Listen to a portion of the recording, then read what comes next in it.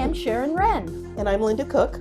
And this is QC Crime Watch, where we talk about some of the crimes that have happened in the Quad Cities over the past week or so and get our listeners caught up on some previous cases that we have covered. That's right. Now, we can't give you any advice as to whether you shouldn't hire an attorney or which attorney you should hire. Yeah. So we do want to make sure that's understood before we take off here. Right.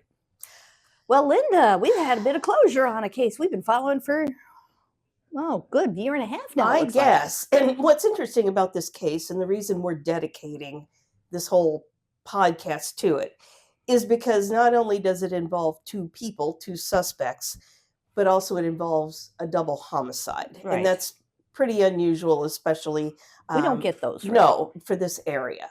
So, Sharon, tell us the names of the people involved, please. Well, previously we had talked about an Adriana Blake who was found guilty this summer on charges related to the deaths and the arson to cover the deaths of Brian Goodwin, age 44, and Amy Smith, age 44.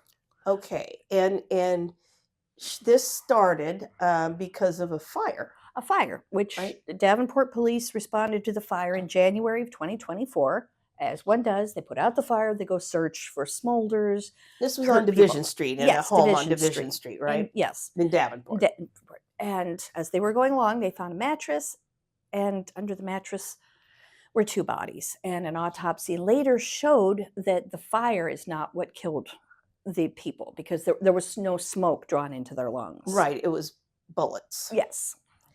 So that's when police, and I mean, it was kind of a jarring revelation. Two people, you and I couldn't figure out what had happened. Why would someone kill them and cover this up? So eventually, because of certain videos and surveillance and social media, two people were arrested. And they were, correct me if I'm wrong, Adriana Prieto, also known as Blake, Blake, right, and then Devin Braet, who is 36 now. Right. I think, and what's interesting about this story is that usually one of us follows a case, but we both got involved with this case.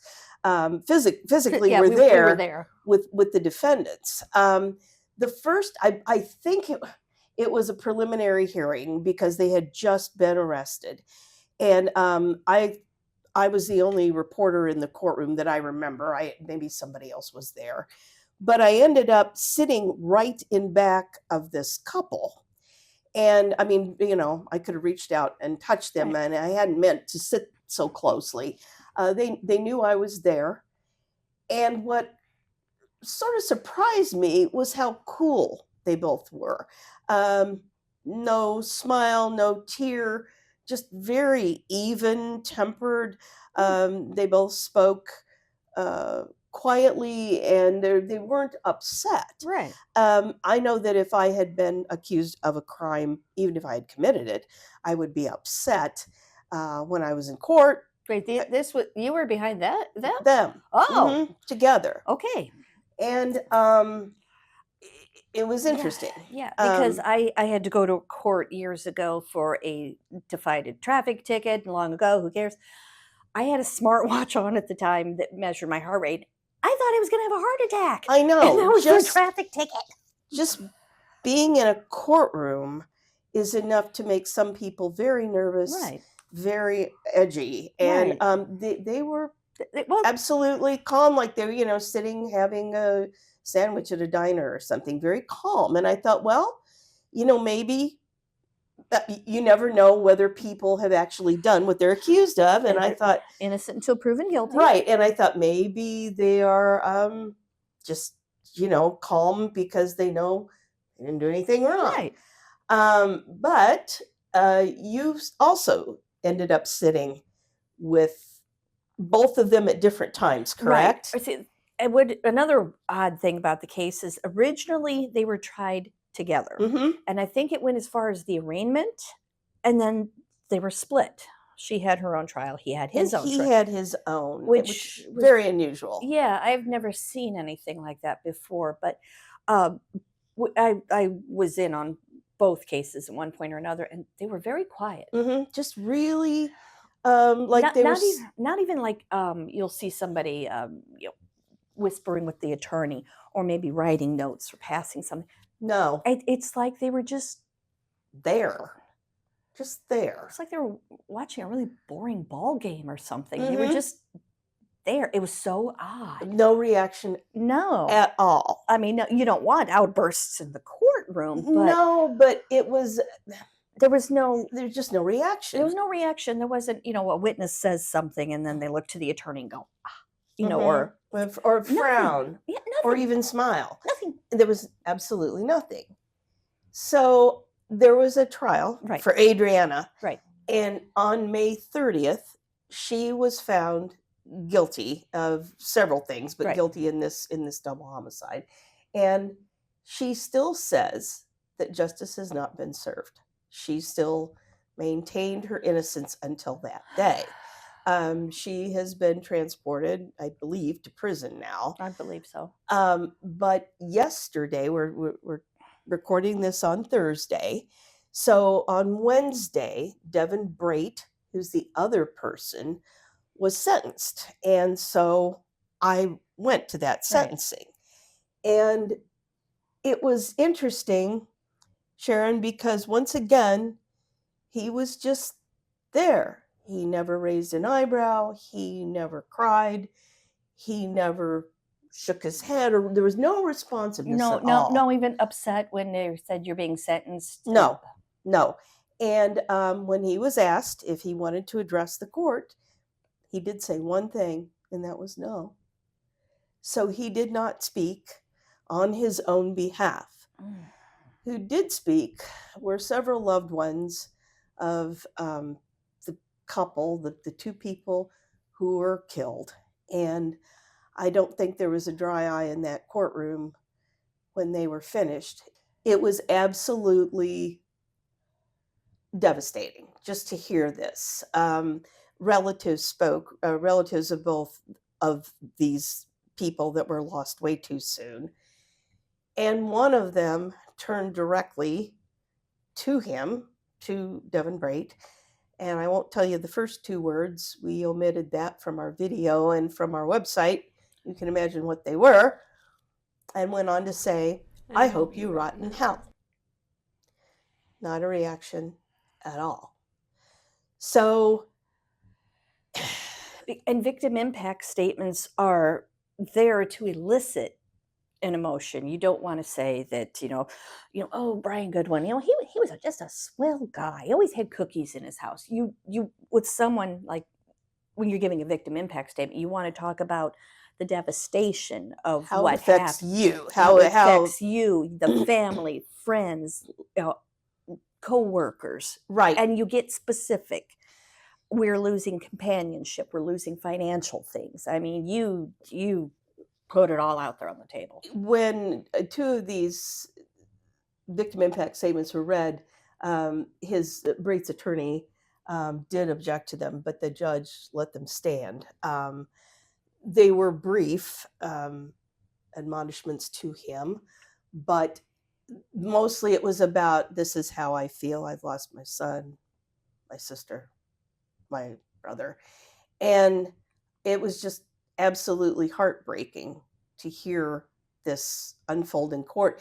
Honestly, normally a sentencing is pretty fast. Right. But because there were several victim impact statements, the judge was very, very careful to let them speak as they wanted to and about what they wanted to.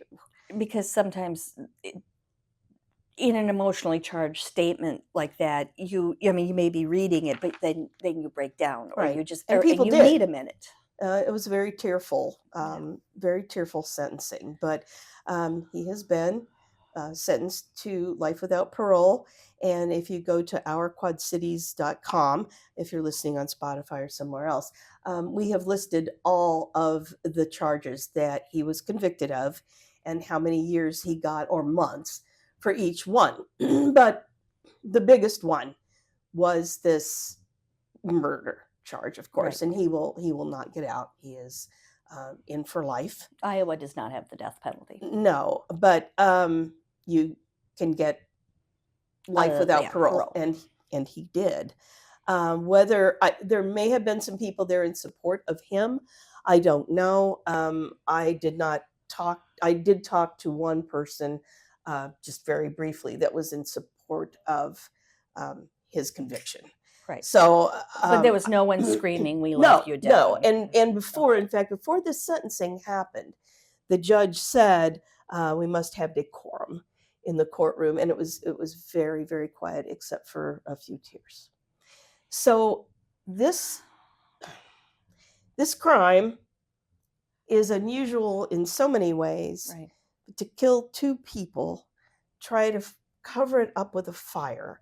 One detective early on said that Adriana Blake was in a video, had been in a video saying, and I quote, "I shot them both."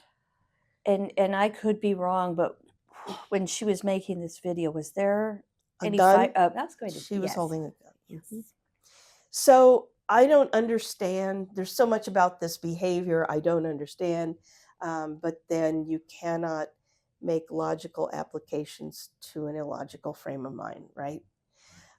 This is my heart goes out if any of the people who were friends or family of this couple are listening.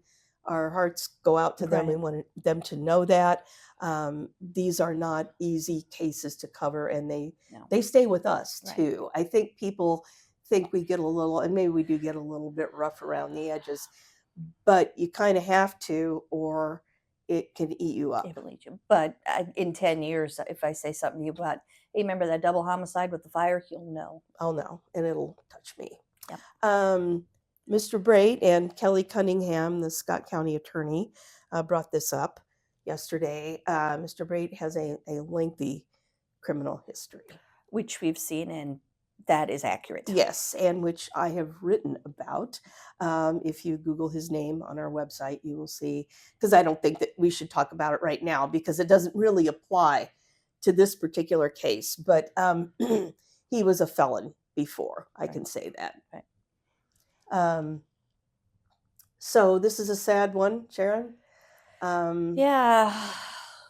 You're fairly new to going to court and seeing these things unfold. It is definitely nothing like you see on TV or in the movies. This is not My Cousin Vinny stuff happening. No, it's not funny, and it's not over in 60 minutes, including committing the crime, investigating, court case decision. No. I'll ask you this then. This is one of the biggest cases the two of us have covered. Right. What surprised you about this case? I just think their lack of emotion. I mean, there was, you see other cases. I mean, we had the Diddy trial a few weeks ago, and he was making notes, and he was, reacting to what witnesses were saying. Right. And I mean, what Diddy did was nothing compared to what these people did, and vice versa. But it was just almost robotic. I agree. Reactions.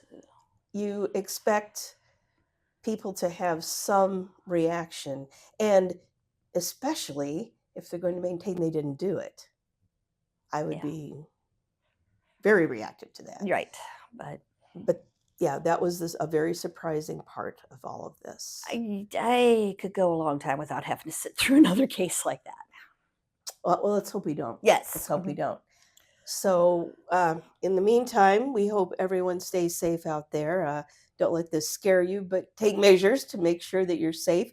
Lock your cars. And your houses. And know where your kids are. I always say that to people, even when they're adults, know who their friends are. Yeah. It doesn't hurt to know those things. And know where your parents are too.